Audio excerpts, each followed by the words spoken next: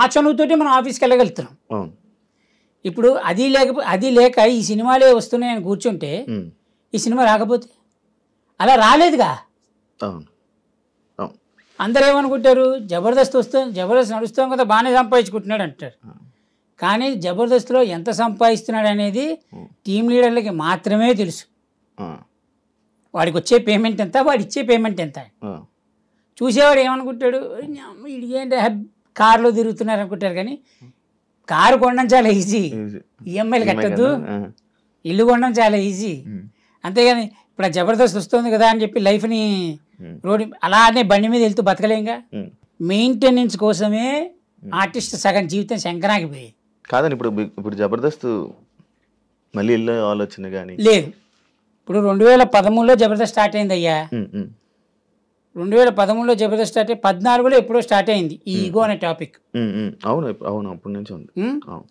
14 నుంచి 24 10 ఏళ్ళు ఇంకా పోలేదు నా ఈగో అనే టాపిక్. ఎలా జరుగుతుందంటేరా, టీం లీడర్గా నేనుంటే నా కింద పనిచేసే వాళ్ళు స్టేజ్ మీద ఎలా పర్ఫార్మెన్స్ చేయాలి అన్నది నాకు తెలుస్తుంది. ఇంతవరకు నా స్క్రిప్ట్లో ఏ రోజు కానీ ప్రాక్టీసులు పెట్టలేదు ఎవరికి. పోయి డైలాగ్ ప్రాక్టీస్ చేయి, అది ప్రాక్టీస్ చేయి, ఇది ప్రాక్టీస్ చేయని వేరే టీం లీడర్స్ లాగా.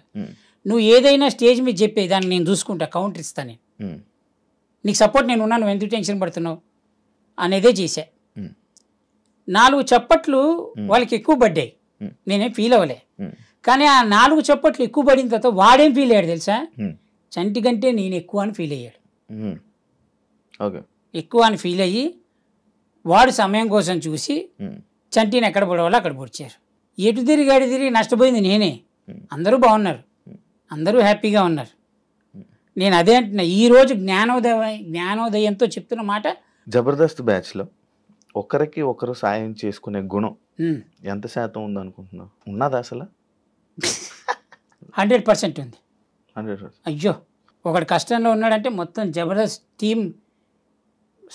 మొత్తం టీం అందరు కలిసి సపోర్ట్ చేస్తారు. రివర్సా? నేను రివర్స్ ఏమని చెప్పానా? స్ట్రైట్గా చెప్పింది. ఏది నిజం ఏది అబద్ధం నీకు తెలుసు, నీ మనసుకు తెలుసు, చూసే వాళ్ళకి అర్థమవుతుంది. ఉందనే చెప్తున్నా అబ్బా, నేను తప్పు చెప్పట్లే. ఉంది 100%. ఒక మనిషికి కష్టం వస్తే జబర్దస్త్ టీం అందరూ కలిసి సపోర్ట్ చేస్తారు, వాడిని నిలబెడతారు, వాడు బాగుంటాడు. ఇప్పుడు సీరియస్లీ మనం ఇప్పుడు సినిమాలు చూస్తున్నాం, సినిమాలలో కూడా ఇలాంటి కంటెంట్ ఉంటుంది. ఇలాంటి కంటెంట్ లేనిది లేదు.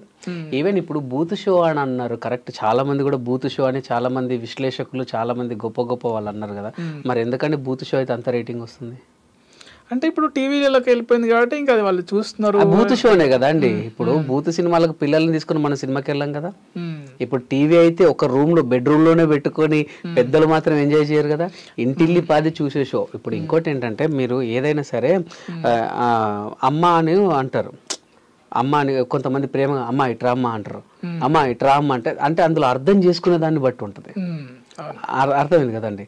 ఇప్పుడు చూసేవాడు సింగిల్ వే చూస్తాడు, సింగిల్ వే చూస్తాడు. డబుల్ వే చూసేవాడు డబుల్ వే చూస్తారు.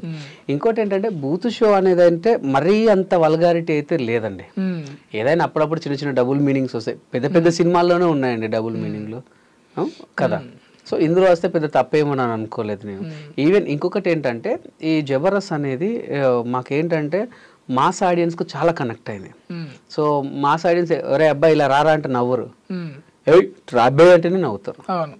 ఇప్పుడు పెద్దవాళ్ళు ఉన్నారు అనుకోండి, చాలా పెద్దవాళ్ళు అంటే కొంచెం హయ్యర్ అఫీషియల్స్, వాళ్ళు టీవీలు చూడరు. సో మన మిడిల్ క్లాస్ నుంచి ఇటు కింది వాళ్ళకి మనకు టీవీలు, సెల్ ఫోన్లలో మనం అంటే మనకున్నటువంటి ఎంటర్టైన్మెంట్.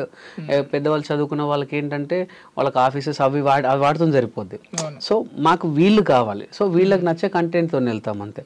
మీరు ఇంకొకటి, మీరు బూత్ షో, ఇప్పుడు మీకు జబర్దస్త్ ఒక ఎపిసోడ్ ఎన్ని వ్యూస్ ఉంటుందని మీకు తెలుసు? యూట్యూబ్లో మిలియన్స్లలో ఉంటుంది. ఎస్, ఓకే, ఒక 1,00,000 వేసుకుందాం సరే, మిలియన్స్ వద్దు, 1,00,000 వేసుకుందాం. అందులో వచ్చే కామెంట్లు 50 ఉంటాయి కదా బూత్ షో అని. అంటే మిగతా 9 లక్షల మంది 1 మిలియన్ తీసుకుంటే సరే, 90,000 మందికి తెలియట్లేదా? మరి ఎందుకు వేయట్లేదు వాళ్ళు? ఇప్పుడు మీకు వచ్చిన దాంట్లో కామెంట్స్లలో చూసుకుంటే మీకు ఒక 80-90% సూపర్ గ్రేట్, పలానా కామెడీ బాగుంది, పలానా స్కిట్ సూపర్, రాఘవన్న సూపరు, చంద్రన్న సూపరు అని అట్లా పెడుతూ ఉంటారు. ఎవరో ఒకటి బూత్ షో, వేరే బూత్ ఒక 5-6 పెడతారు. 100 కామెంట్లు ఒక 5-6 వస్తాయి. ఇంకొకటి ఏంటంటే అండి, కాసే చెట్టుకే రాళ్ళ దెబ్బలు, కాసే చెట్టుకే రాళ్ళ దెబ్బలు 100%. ఇప్పుడు బూత్ షో అనే మహానుభావులు వాళ్ళు ఎప్పుడు కూడా బూత్ వాడలేదా? వాళ్ళ నిత్య జీవితంలో వాడతారు. మీరు నిజంగానే అది నిజంగా బూత్ షో అని అయితే అంత రేటింగ్ రాదండి 100%.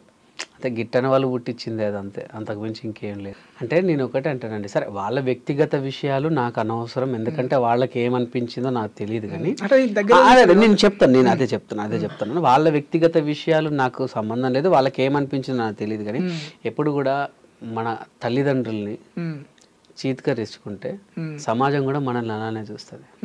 ఇప్పుడు తల్లిదండ్రుల్ని అనాథాశ్రమంలో వదిలినోడు బ్రతికినా చచ్చినట్టే నా దృష్టిలో. తల్లిదండ్రుల్ని బ్రతికుండగా అనాథాశ్రమంలో వదిలిన కొడుకుల్ని వాడు బతికిన చచ్చినట్టు నా దృష్టిలో. సీరియస్లీ, వీడు చిన్నప్పుడు పుట్టితే వాళ్ళు ఎంతగా వాడిని పెంచడానికి ఎంత కాయ కష్టం చేసారు, అండ్ వాడిని చదివించడానికి ఎంత కష్టపడ్డారు. వాడు చిన్నప్పుడు ఇట్లనే టాయ్ చేసుకున్నా లేకపోతే బట్టల్లో పోయినా వాళ్ళు చీగొట్టిర్రా, పోనీ నాకు ఇది కావాలని ఏడిస్తే వాళ్ళు కాదన్నారా? నిన్ను చదివించి నీకు ఒక ఉద్యోగం ఇప్పించి పెళ్లి చేయించి పెళ్ళిళ్ళు చేస్తే ఇవాళ వాళ్ళు ఒక ఏజ్కి వచ్చిర్రు అని చెప్పి వాళ్ళ దగ్గర ముసలి వాసన వస్తుంది, బట్టల్లో విసర్జించుకుంటున్నారు అని చెప్పి నువ్వు అక్కడేసిన చిన్నప్పుడు వీళ్ళు అట్లా చేసిర్రా? ఒకవేళ వాళ్ళు నేను ఇదే చేస్తే ఈరోజు నీకు బతికేంది? అవునా కదండి? వాడు లేనిది అసలు వీడెవడు? ఇప్పుడు వచ్చిన పిల్లలు ఎవరు? ఇప్పుడు నువ్వు నీ కొడుకు వీడికి ఎప్పుడైనా చిన్నప్పుడు జ్వరం వస్తే వాళ్ళు ఎంత తల్లడిల్లిరు, వీడికి ఏదన్నా అయినా కూడా ఎక్కడి నుంచి అప్పు తీసుకొచ్చి వాడిని బాధించిన రోజులో ఇప్పుడు నీ కొడుకు చేస్తలేవా? రేపు వాడు కూడా నేను అంతే చేస్తాడు.